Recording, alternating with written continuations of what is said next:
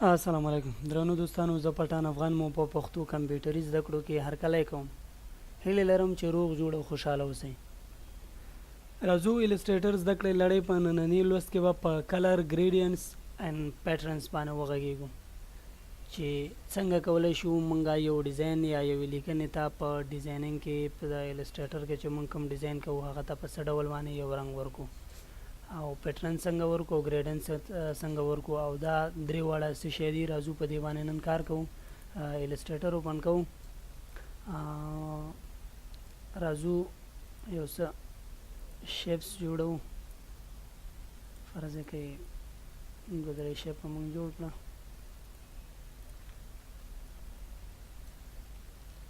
یو دایره جوړو ورسره. دا درې شپه دي. تر هر څه لومړی موږ راځو په کلر باندې باز کوو چې کلر څنګه ورکو.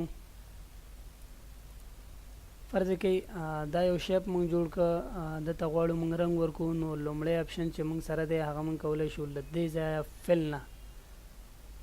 فل باندې ډبل کلیک وکړو. نو موږ ته کلر پیکر راځي. د دې کلر پیکر په مرسته موږ کولی شو د خپل خوښې وړ رنګ وټاکو او وروسته اوکې پې وکړو. نو له دې سره به سمدستي دغه رنګ په دې شیپ یا ډیزاین باندې یا لیکنه هر څه چې وي په هغه باندې به دا اپلی شي. دوهم موږ کولی شو له دې ځایه د دې په مرسته موږ سره دلته مختلفې سویچز دي. کولی شو د هغې نه یو شیپ موږ سلیکټ کړو لومړی او له هغه ځایه ورته رنګ ورکړو. هر رنګ چې ستاسې د خوښې وړ وي کولی شئ له دې ځایه سلیکټ کړئ او رنګ ورکړئ ورته. البته که چېرته موږ په دې ځای باندې له شفت سره دا بټنه کلیک کړو نو موږ ته کلر پیکر راکوي. موږ کولی شو دې په مرسته کلر جوړ کړو مختلف او بیا هغې سیم وایکۍ تغییر را تغییر کړو، یعنی هر رنګ سیان، میجنټا، یلو او بلیک رنګ چې دی تغییر کړو، شیپ ته مختلف رنګ ورکړو. کلر پین نو دلته موږ ته کلر راځي.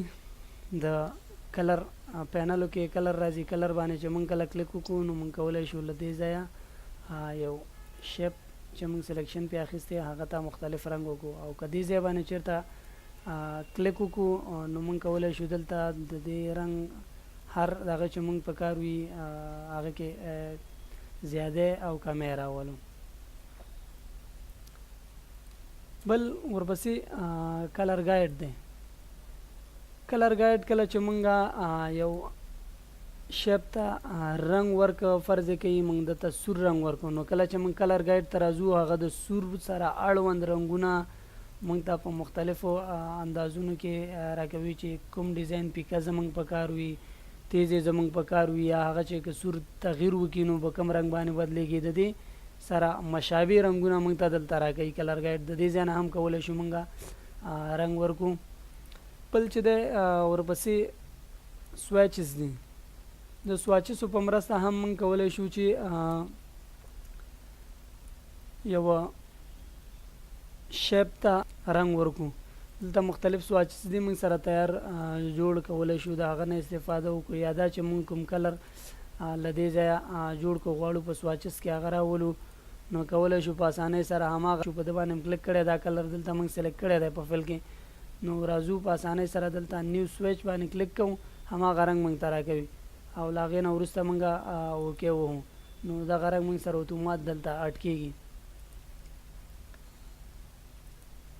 بل چې دی د آی ډراپر په مرسته هم موږ کولی شو د یوه شیپ رنګ بل شیپ ته انتقال کړو. د بیلګې په طور زه غواړم د دې رنګ په دې باندې اپلی شي، نو راځم په دې باندې کلیک کوم، آی ډراپر راځم کلیک کوم او بیرته راځم کوم رنګ چې زما په کار دی په هغه باندې کلیک کوم نو دغه رنګ اتومات په دې بل شیپ کې هم راځي. د دې پسې دویمه برخه کې موږ ګریډین وایو. د ګریډین په مرسته موږ کولی شو چې یو شیپ یا یوې لیکنې ته مختلف رنګونه ورکړو. راځو لومړی دغه دلته د فل نه موږ هم کولی شو چې ګریډین انتخاب کړو. کله چې په دې باندې موږ کلیک وکړو نو دلته موږ ته اتومات دا رنګونه راکوي، د ګریډین مینو خلاصیږي. کولی شو موږ دغه رنګونو کې تغییر راولو.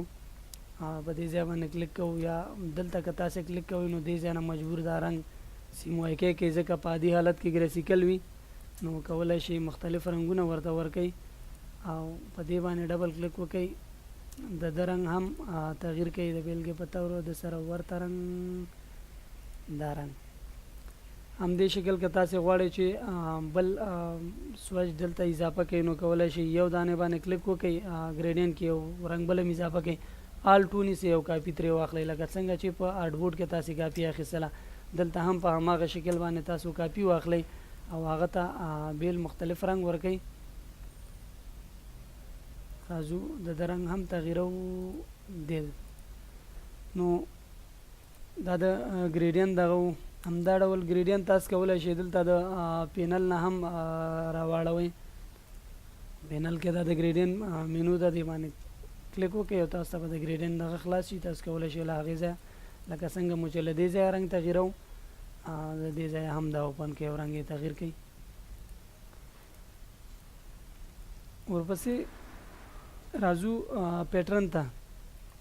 پیټرن هم موږ کولی شو له مختلفو ځایونو نه راواخلو. د بیلګې په طور دلته موږ سره تیارې پیټرنې دي، کولی شو له دې ځایه انتخاب کړو. یا دا چې همدغه سواچس موږ له دې ځایه راواړو او له دې ځایه هماغه پیټرن او خپل ډیزاین کې واچو. په همدې شکل که چېرته موږ وغواړو په خپله یو پیټرن ډیزاین کړو، د بیلګې په طور زه غواړم یو پیټرن ډیزاین کړمه، فرض کوي یو هیګزابرن ډیزاینوم، دې ځای نه پې کلر بندوم او سټوک پې ور اضافه کوم، کلر ورکوم ورته په سټوک کې دا کلر. له همده نه یو کاپي اخلم، دا دواړه سلیکټ کوم او راځم دا کنټرول شفټ اف نه دا الاین کوم سره. فرض کوي زه غواړم داسې یو پیټرن جوړ کړم، د منځ ته زیړ رنګ ورکوم، داسې یو پیټرن جوړ کړم. نو په ساده شکل باندې زه دا سلیکټ کوم، راوړم یې دلته یې اچوم. نو په اتومات شکل دا پیټرن موږ سره جوړ شو. که چېرته زه اوس وغواړم په دې باندې اپلای کړم، کولی شم دلته یې اپلای کړم. که غواړم تغییر ورکړم ورته نو راځم وینډو ته او په وینډو کې پیټرن آپشن باندې کلیک کوم. له دې ځای نه زه کولی شم د خپل دغې ډیزاین تغییر کړم، ایډیټ پیټرن ته راځم او په ایډیټ پیټرن کې چې دی دې ځای تاسې کولی شئ دې ته مختلف ډیزاین ورکړئ. فرض کوي داسې یو ډیزاین مو ورکړه ورته. نو په دې شکل تاسې کولی شئ یو پیټرن یا سواچس د کلر دپاره او یا هم ګریډین هم په همدې شکل تاسې کولی شئ چې خپل سواچس کې ځان سره اضافه کړئ او له هغه نه په راتلونکي کې استفاده وکړئ. دا وه زموږ د نن ورځې خپرونه. تر هغې چې له یو بلې خپرونې سره ستاسې په درانه حضور کې حاضرېږم. په لوی الله تعالی مو سپارم. د خدای په امان.